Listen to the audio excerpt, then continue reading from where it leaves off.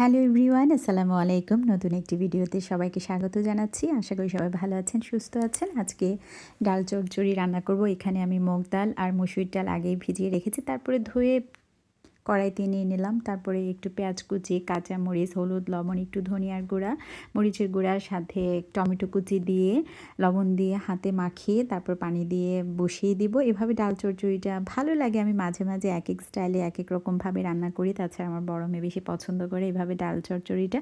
আর আজকে মন মানসিকতাও ভালো না, শরীরও ভালো না। মাঝে মাঝে মনে হয় যে ফেসবুকে কাজ করবো না, কিন্তু আসলে এটা একটা নেশা হয়ে গিয়েছে। ছাড়তে চাইলেও দেখা যাচ্ছে যে ছাড়তে পারছি না। তারপরে দেখা যায় কিন্তু ইদানিং কিন্তু আমি ঠিকঠাক মতো ভিডিও দিতেও পারছি না। যারা আমার ফ্যান ফলোয়ার আছেন তারা তো বুঝেই গিয়েছেন, কিন্তু তারপরে তো দিতে হচ্ছে, ওই যে একটা টান কাজ করে এই জন্য। তো আজকে খুব সিম্পল খাবার রান্না করব।